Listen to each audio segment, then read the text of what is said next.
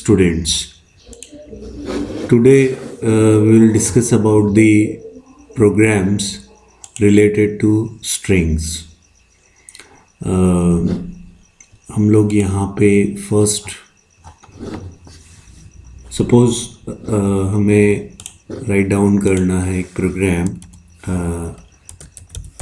Right a program to find the length of a string. Means suppose हमें यहाँ पे कोई स्ट्रिंग दी हुई है और we have to find out the length of the string की नंबर ऑफ कैरेक्टर्स उस स्ट्रिंग के अंदर कितने हैं. सपोज मेरे पास कोई स्ट्रिंग दी हुई है और मुझे स्ट्रिंग के अंदर हेलो है और हमें पता है कि हमेशा हमारा कंपाइलर जो है लास्ट में क्या लगा देता है, \0 लगा देता है एंड ऑफ द स्ट्रिंग में. ठीक है, तो हमें काउंट करना है कि what is the length of this string. Length of the string means कि कितने नंबर ऑफ द कैरेक्टर्स इसके अंदर है. ठीक है, कभी भी हम लोग स्ट्रिंग की लेंथ अगर फाइंड आउट करते हैं तो उसमें \0 जो है वो लेंथ में काउंट नहीं होता है. ठीक है, लेंथ ऑफ द स्ट्रिंग अगर मैं यहाँ पे बोलूँ तो नंबर ऑफ कैरेक्टर्स कितने हैं, यहाँ पे 5 है, तो इसकी लेंथ क्या होगी 5. ठीक है, अब मुझे इसको इसके लिए प्रोग्राम अगर बनाना है तो हम किस तरह से बनाएंगे. तो हमें पता है कि हम लोग हमेशा एरे होता है, इंटीजर एरे हो या फ्लोट एरे हो या कैरेक्टर एरे हो, स्ट्रिंग भी कैरेक्टर एरे ही है. तो हमें अगर लेंथ फाइंड आउट करनी है, length means number of characters कितने हैं, तो हम ऑब्वियसली कहाँ से स्टार्ट करेंगे, इस पोजीशन से, मीन्स 0th इंडेक्स से. 0th इंडेक्स से फाइंड आउट चेक करेंगे कि क्या ये जो 0th इंडेक्स पे जो एलिमेंट रखा हुआ है क्या ये \0 है. अगर ये \0 नहीं होता है तो मैं यहाँ पे क्या करूँगा, एक वेरिएबल ले लूँगा काउंट, या मैं बोलूँ तो मैं एक वेरिएबल ले लूँगा लेंथ, जिसकी इनिशियल वैल्यू होगी आपके पास 0. ठीक है, जिसकी इनिशियल वैल्यू क्या होगी आपकी 0 होगी. ठीक है, और हम यहाँ पे क्या करेंगे, एक वेरिएबल लेंगे i, जो कि हमारा क्या होगा 0, मीन्स इंडेक्स को रिप्रेजेंट करेगा, या हम बोले तो इंडेक्स को ट्रैक करेगा. तो i की वैल्यू जब 0 है तब मैं चेक करूँगा str ऑफ i. क्या चेक करूँगा, str ऑफ i जो है वो नॉट इक्वल टू \0 है क्या.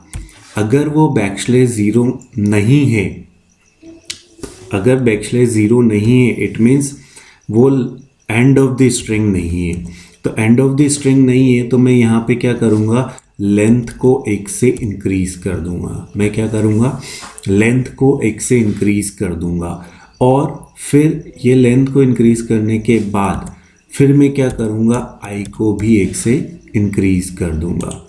ठीक है, i को इंक्रीज करना मीन्स कि जब मैंने इसको चेक कर लिया कि ये जो मेरा है str ऑफ i की वैल्यू जब 0 है तो str ऑफ 0 क्या है h. str ऑफ 0 \0 नहीं है तो मैं लेंथ को इंक्रीज कर दूंगा. लेंथ तो मेरी लेंथ क्या हो जाएगी 0 से 1. ठीक है, लेंथ 0 से हो गई 1. अब मुझे क्या करना है, यहाँ से आगे की तरफ जाना है, आगे वाले ब्लॉक में.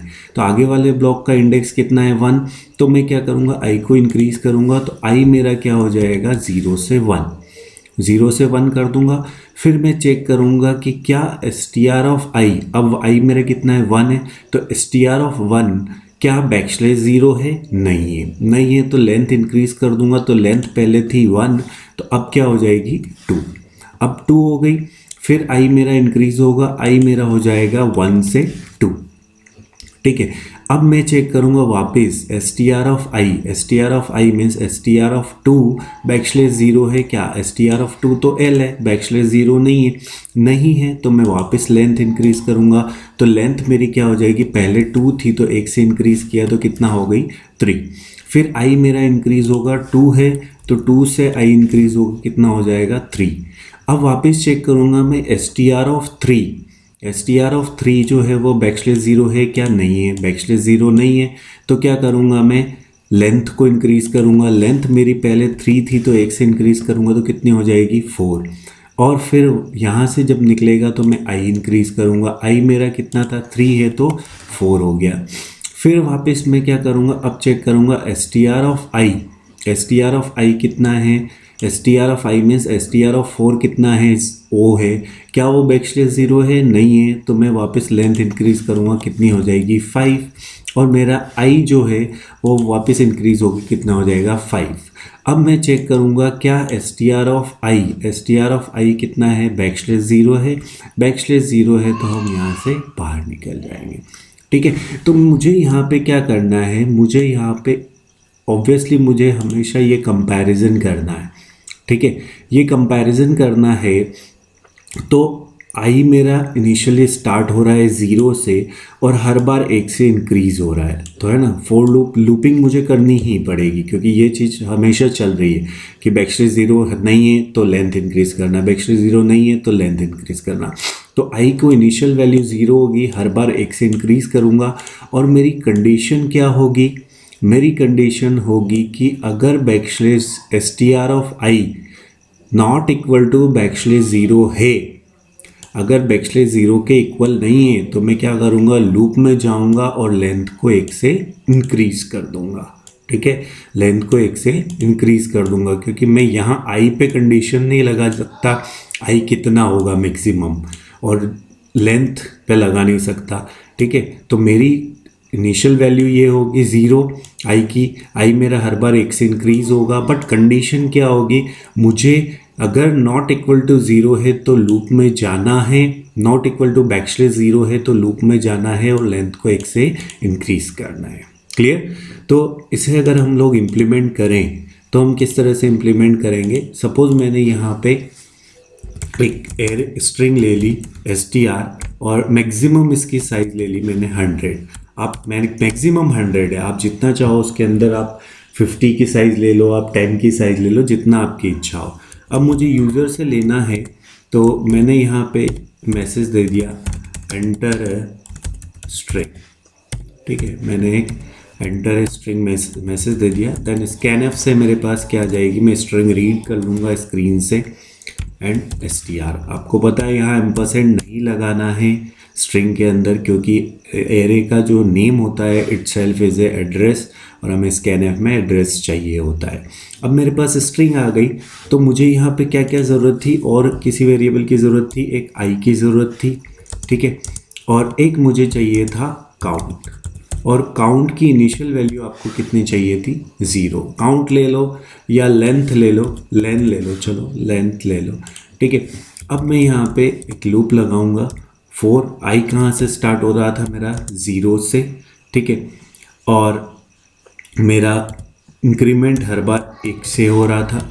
मेरी कंडीशन क्या थी जो मैंने आपको बताई थी कि कंडीशन क्या होगी, एस टी आर ऑफ आई अगर लूप में कब जाना है, जब वो बैकस्लैश 0 नहीं हो, बैकस्लैश 0 नहीं हो, उस केस में मैं क्या करूँगा, लेंथ को 1 से इंक्रीज़ कर दूँगा। उस केस में मैं क्या करूँगा, लेंथ को 1 से इंक्रीज़ कर दूँगा। और फिर मुझे क्या करना है, प्रिंट करना है लेंथ ऑफ द स्ट्रिंग।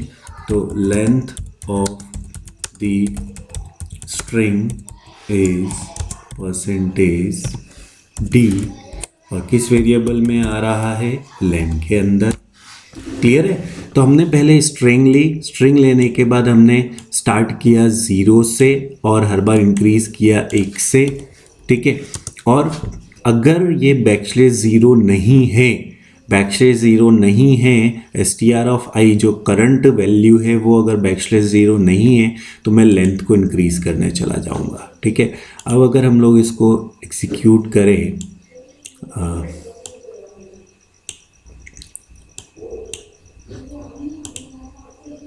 ठीक है, तो विदाउट एरर है, कोई ज़ीरो एरर, ज़ीरो वार्निंग। अब मैं इसको एग्जीक्यूट करता हूँ, एंटर ए स्ट्रिंग। मैंने सपोज़ दिया इसके अंदर, सपोज़ हेलो दिया, हेलो देते अगर मैंने किया length of the string is 5। Clear?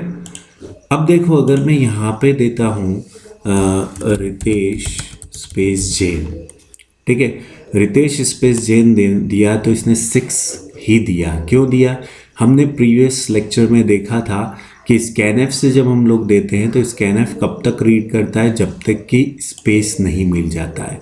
तो इसके अंदर सिर्फ और सिर्फ कितना जाएगा, सिर्फ रितेश जाएगा, इसलिए ये 6 दे रहा है। तो उसके लिए मैंने आपको बताया था कि या तो आप गेट एस यूज़ कर लो, ठीक है, हम यहाँ पे गेट एस यूज़ कर लेते हैं। जनरली आपको जब भी स्ट्रिंग रीड करनी है तो आप क्या यूज़ करोगे, गेट एस यूज़ करोगे, ठीक है। अगर नहीं तो मैंने आपको बताया था परसेंटेज और एस के बीच में ब्रैकेट के अंदर कैप्साइन स्लैश एन यूज़ कर लो, ठीक है। अब मैं अगर यहाँ पे देता हूँ रितेश जैन, ये दे रहा है 11 कैरेक्टर्स, 11 लेंथ, 6 7 8 9 10 11, ठीक है। तो इस तरह से हमें लेंथ फाइंड आउट करनी है, किसकी, लेंथ ऑफ द स्ट्रिंग की, ठीक है। ये तो हमने किया कि किस तरह से हम लोग लेंथ फाइंड आउट कर सकते हैं with function, sorry without function, ठीक है, विदाउट इनबिल्ट फंक्शन। बट हमारे पास सी के अंदर स्ट्रिंग की लेंथ फाइंड आउट करने के लिए, अगर बहुत बार एग्जाम में आ जाता है कि आपको find out the length of the string without inbuilt function, without inbuilt means कि यहाँ पे आपको कोई स्ट्रिंग से रिलेटेड फंक्शन यूज़ नहीं करना है, ठीक है, लेंथ फाइंड आउट करने का। बट यहाँ पे मेरे पास एक डायरेक्ट फंक्शन होता है लेंथ फाइंड आउट करने का, ठीक है। लेंथ फाइंड आउट करने का फंक्शन होता है जिसके अंदर हमें अगर देना है strlen इज़ अ फंक्शन जिसके अंदर हम लोग पास करते हैं जिस स्ट्रिंग की लेंथ हमें फाइंड आउट करनी है। strlen जिसको हम लोग यूज़ करते हैं स्ट्रिंग लेंथ फाइंड आउट करने के लिए, और इसके अंदर हम पास करते हैं जिस स्ट्रिंग की मुझे लेंथ फाइंड आउट करनी है वो स्ट्रिंग, और ये रिटर्न करता है लेंथ ऑफ द स्ट्रिंग। तो मैंने क्या किया, इक्वल साइन के इस साइड ये स्ट्रिंग लेंथ फंक्शन इसकी लेंथ फाइंड आउट करेगा, और लेंथ फाइंड आउट करने के बाद पूरा लेंथ निकल जाएगी। उसके बाद वो जो लेंथ आई है उस लेंथ को कहाँ पे स्टोर कर देगा, लेन के अंदर, और मैंने उसको प्रिंट कर दिया, ठीक है। तो अगर मैं इसको चेक करूँ तो क्या दे रहा है, रितेश जैन गिव्स 11, क्लियर। तो आप str अगर एग्ज़ाम में दिया हुआ है कि विदाउट इनबिल्ट फंक्शन तो आपको प्रीवियस वाले मेथड से करना है, और अगर आपको दिया हुआ है, नहीं दिया हुआ है कि ठीक है किससे करना है, तो आप किसी भी एक मेथड से कर सकते हैं जो भी आपको सूटेबल हो, ठीक है। आप अगर एग्ज़ाम में मेंशन है कि आपको लेंथ जो है वो फाइंड आउट करनी है without function, without inbuilt function, तो आपको ये वाला यूज़ करना है। और अगर दिया हुआ है कि कुछ नहीं दिया हुआ है तो आप इससे भी करोगे तो भी चल जाएगा, ठीक है। तो इस तरह से हम लोग लेंथ फाइंड आउट करते हैं किसकी, स्ट्रिंग की। strlen फंक्शन आप यूज़ कर सकते हो, strlen is use to find out the length of the string, ठीक है। नेक्स्ट हम लोग प्रोग्राम अगर देखें, suppose write a program to copy one string into another string, ठीक है। एक स्ट्रिंग को आपको क्या करना है, किसी दूसरी स्ट्रिंग में कॉपी करना है, एक स्ट्रिंग को दूसरी स्ट्रिंग में कॉपी करना है। तो मैं यहाँ पे क्या कर रहा हूँ, मैं यहाँ पे एक स्ट्रिंग ले रहा हूँ और दूसरी एक और स्ट्रिंग ले रहा हूँ str2, इसको भी मैंने दे दिया 100, ठीक है। लेंथ की अगर मुझे ज़रूरत होगी तो मैं बाद में देखूँगा। अगर मुझे लेंथ फाइंड आउट कॉपी करना है, ठीक है, एक स्ट्रिंग को दूसरी स्ट्रिंग में कॉपी करना है, सपोज मेरे पास ये स्ट्रिंग 1 है और ये स्ट्रिंग 2 है, ठीक है। मुझे इस स्ट्रिंग 1 को कहाँ पे कॉपी करना है, स्ट्रिंग 2 में कॉपी करना है। कहाँ पे स्ट्रिंग कॉपी करना है, स्ट्रिंग 1 को स्ट्रिंग 2 में कॉपी करना है। तो मैं क्या करूँगा, कॉपी मीन्स कि ये एज इट इज़ पूरी की पूरी स्ट्रिंग, एज इट इज़ पूरी की पूरी स्ट्रिंग जो है वो यहाँ पे आ जाए। तो मैं क्या करूँगा, मुझे ऑब्वियसली h जो है, जो ज़ीरोथ एलिमेंट इंडेक्स है, वो str1 का जो ज़ीरोथ एलिमेंट है उसको str2 के ज़ीरोथ में डालना है। इसी तरह str1 के str2 के 1 पोजीशन पे डालना है। str1 का 2 सेकंड इंडेक्स वाला एलिमेंट जो है str2 के सेकंड में डालना है, ठीक है। एक एक एलिमेंट उठा के मुझे यहाँ पे पुट करना पड़ेगा, डायरेक्ट कॉपी नहीं होगी कि हम str1 इक्वल टू str2 कर दें तो या str2 इक्वल टू str1 कर दें, तो ऐसा नहीं है कि मैं यहाँ कर दूँ str2 इक्वल टू str1, तो ऐसे कॉपी नहीं होता है। ठीक है, आप इस तरह से कॉपी नहीं कर सकते हो। आपको क्या करना पड़ेगा, एक एक एलिमेंट को ही यहाँ से कॉपी करना पड़ेगा जब तक कि बैकस्लैश ज़ीरो नहीं आ जाए। जैसे हमने लेंथ फाइंड आउट करी थी, तो हम क्या कर रहे थे, एक एक एलिमेंट को लेते जा रहे थे और चेक करते जा रहे थे कि वो बैकस्लैश ज़ीरो है या नहीं। तो हम यहाँ पे भी वही करेंगे कि हम आई को इनिशियली ज़ीरो से स्टार्ट करेंगे। ठीक है, ज़ीरो से मीन्स कि इंडेक्स हमारा ज़ीरो से स्टार्ट होगा, क्योंकि ऑब्वियसली मुझे ज़ीरो से ज़ीरोथ वाले को ज़ीरोथ पे डालना है, फर्स्ट वाले को फर्स्ट में डालना है। ऐसा तो है ही नहीं कि मुझे पोजीशन चेंज करनी है। तो आई की वैल्यू ज़ीरो होगी। ठीक है, और हर बार एक से इंक्रीज़ होगी, क्योंकि पहले 0, फिर 1, फिर 2, फिर 3, फिर 4, फिर 5। और कब तक चलना है, जब तक कि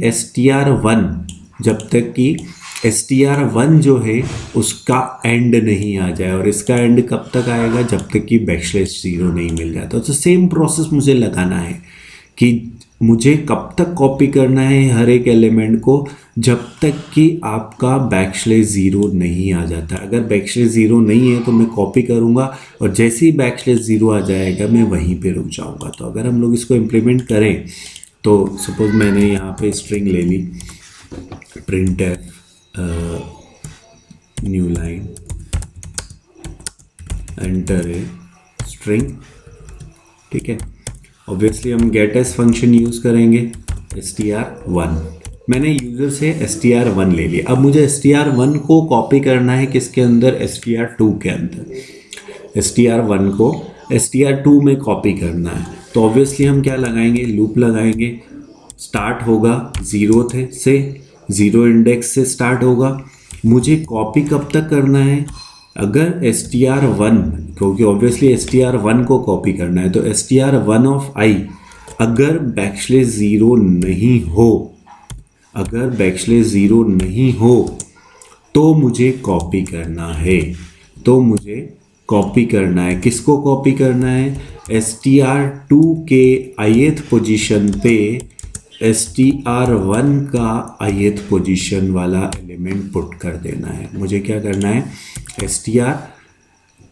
आई की वैल्यू जब ज़ीरो होगी तो str2 ऑफ ज़ीरो पे क्या चला जाएगा, str1 ऑफ ज़ीरो। आई की वैल्यू 1 होगी तो str2 ऑफ 1 पे क्या चला जाएगा, str1 ऑफ 1। ठीक है, कब तक जाएगा, जब तक कि बैकस्लैश ज़ीरो नहीं मिल जाता है। जैसे ही बैकस्लैश ज़ीरो मिल गया, इट मीन्स str1 का एंड आ गया है और मुझे उसके बाद कॉपी नहीं करनी है। तो अगर मैं यहाँ पे प्रिंट करूँ new line, copied string is str2, sorry, %s str। ठीक है, मुझे यहाँ पे अगर प्रिंट करना है तो मैं क्या करूँगा,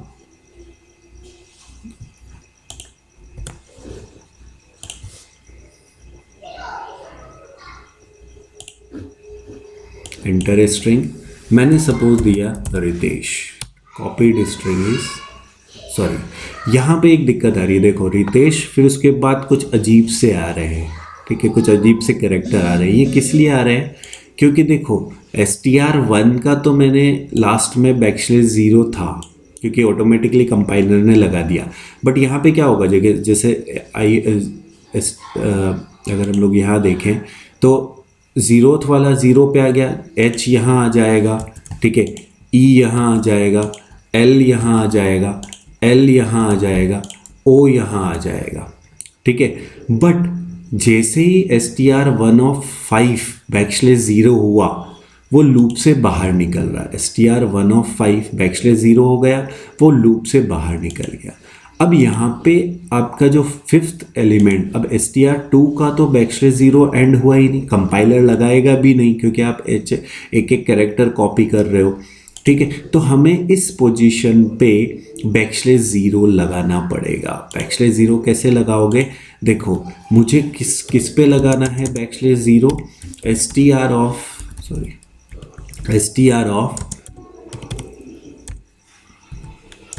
2 में एंड में, कॉपी होने के एंड में मुझे \0 लगाना है, बट कहाँ लगाना है, किस पोजीशन पे लगाना है, हमें लगाना पड़ेगा किस पोजीशन पे, i की वैल्यू यहाँ से जब बाहर निकल रहा है तो i की वैल्यू क्या है, i जब 5 है तो यहाँ से निकल रहा है, तो इट मीन्स मुझे इस लूप के बाहर आके ith पोजीशन पे, str2 के ith पोजीशन पे क्या पुट कर देना है, \0। तो यहाँ पे अगर मैं पुट करूँ, सपोज रितेश कॉपी हो गया, अब कोई स्पेशल कैरेक्टर नहीं आ रहा है, मुझे अगर कॉपी करना है सपोज रितेश जैन, ठीक है, और मैं प्रिंट क्या कर रहा हूँ, ऑब्वियसली str2 प्रिंट कर रहा हूँ, ना कि str1 प्रिंट कर रहा हूँ, ठीक है। तो इस तरह से आपको कॉपी करना है एक स्ट्रिंग को दूसरी स्ट्रिंग के अंदर। अगर आपको कॉपी करना है one string into another string तो आपको इस तरह से करना है, ठीक है। इसके अलावा यहाँ पे इनबिल्ट फंक्शन भी होता है कॉपी करने का। अगर आपके पास एग्ज़ाम में नहीं दिया हुआ है कि आपको इसको विदाउट इनबिल्ट फंक्शन करना है तो आपको जो मैंने अभी मेथड बताया उससे करना है। अगर आपको नहीं दिया हुआ है या आपकी कॉपी करना है सिर्फ इतना ही है तो आप इनबिल्ट फंक्शन, जैसे strlen फंक्शन था वैसे यहाँ पे हमारे पास एक फंक्शन होता है strcpy स्ट्रिंग कॉपी। इसमें हम लोग दो पैरामीटर्स देते हैं। फर्स्ट पैरामीटर देते हैं जिसके अंदर कॉपी करना है, ये क्या है आपका डेस्टिनेशन स्ट्रिंग, और फिर आपको देना है सोर्स स्ट्रिंग। हमें यहाँ पे क्या करना था, str1 को str2 में कॉपी करना था, str1 को str2 में कॉपी करना था। तो फर्स्ट आपकी आएगी this is the destination string and this is the source string. ये ध्यान रखना, फर्स्ट आपका आता है डेस्टिनेशन जिसमें कॉपी करना है और सेकंड आता है जिससे कॉपी करना है, ठीक है। इसको इसके अंदर कॉपी करना है, str1 को str2 में कॉपी करना है, ठीक है। तो first destination and then source. अब मैं अगर इसको एग्जीक्यूट करूँ, कोई एरर नहीं है, मैंने दिया रितेश जैन, इसने कॉपी कर दिया रितेश जैन, ठीक है। तो अब यहाँ पे हमने दो फंक्शंस देखे, first strlen and then strcpy for string to find out the length of the string. उसके लिए आप यूज़ करोगे क्या, strlen, और अगर आपको फाइंड आउट कॉपी करना है तो strcpy आप यूज़ करोगे। और विदाउट, अगर आपको बोला है कि विदाउट फंक्शन यूज़ करना है तो आपके पास आप दोनों मेथड मैंने आपको बताए हैं, ठीक है। आपको दोनों मेथड से, आप किसी भी मेथड से इसको कर सकते हो जैसा आपको एग्ज़ाम में दिया हुआ है, ठीक है। तो आज के लिए बहुत है। नेक्स्ट क्लास में हम लोग एक दो और प्रोग्राम्स देखेंगे स्ट्रिंग से रिलेटेड, ठीक है। आप इसकी प्रैक्टिस करो। All the best.